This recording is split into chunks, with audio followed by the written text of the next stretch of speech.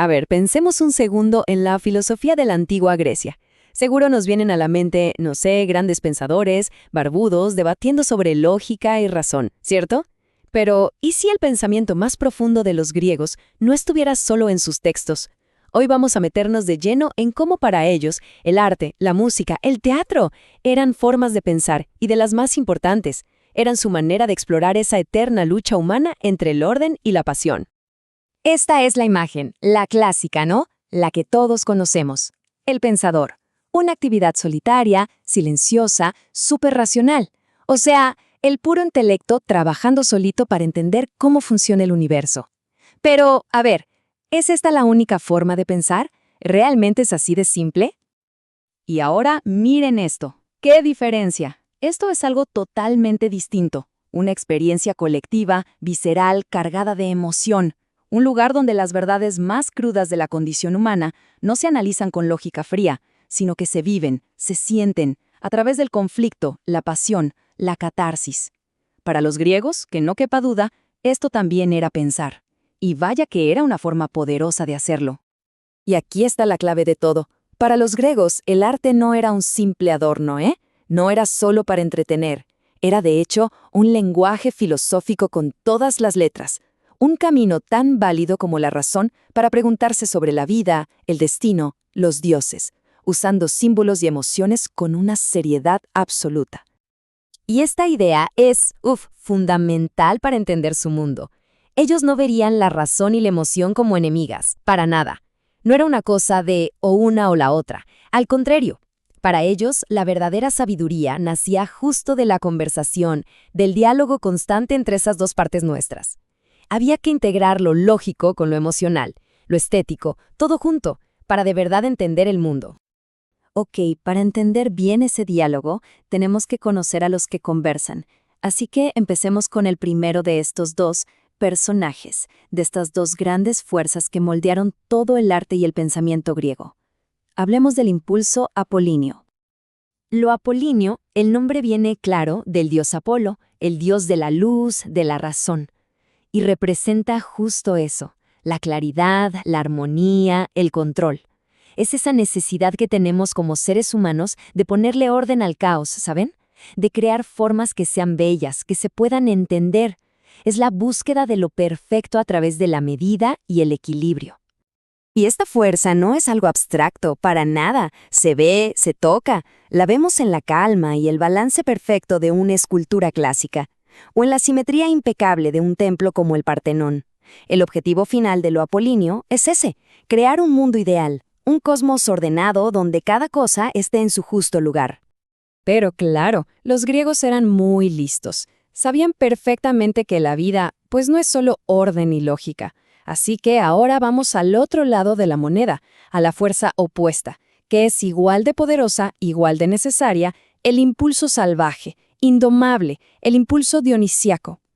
Su nombre viene de Dioniso, el dios del vino, de la fiesta, del éxtasis. Y lo dionisíaco es todo lo que Apolo intenta controlar.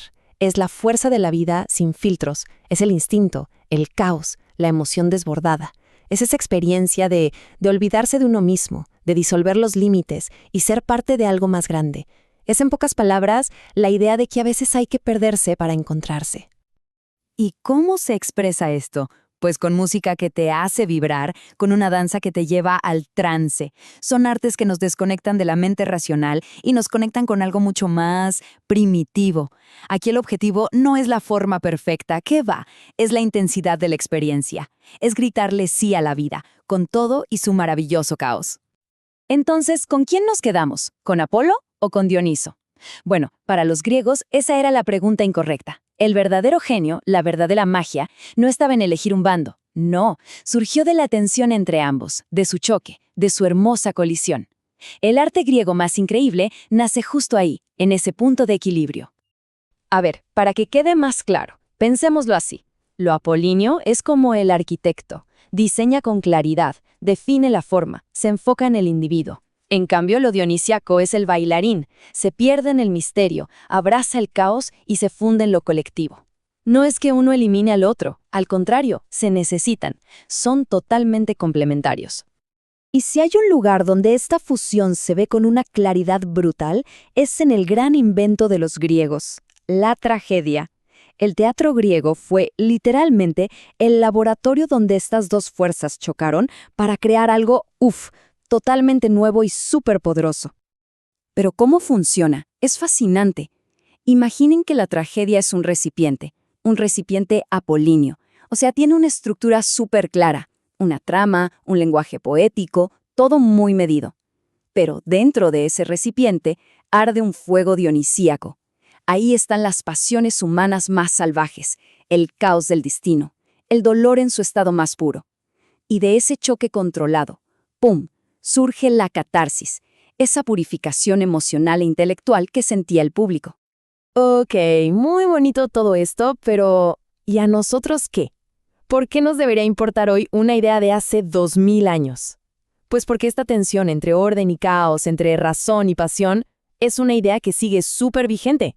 Es una invitación a que integremos esas fuerzas en nuestra propia forma de pensar, de vivir y de crear.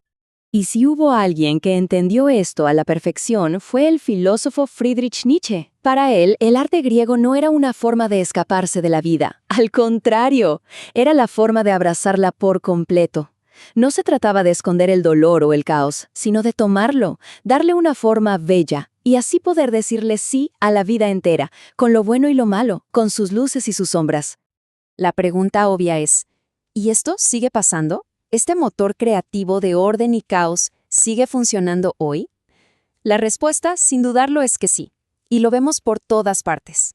Pensemos en algo tan simple como una canción. La estructura de verso, coro, verso, súper predecible. Eso es puro Apolo. Pero de repente, ¡boom!, entra un solo de guitarra improvisado, salvaje. Eso es Dionisio. Y juntos crean un himno de rock que se nos queda grabado. O pensemos en los negocios. Una estrategia lógica y bien planeada es apolínea, pero sin esa chispa creativa, esa intuición medio loca y dionisiaca, no hay verdadera innovación. Es un patrón que, si nos fijamos, se repite en todo. Y esto nos deja con una última pregunta, una para llevarse a casa. Si esta tensión es la clave de todo lo grande que creamos, ¿cómo funciona en la vida de cada quien?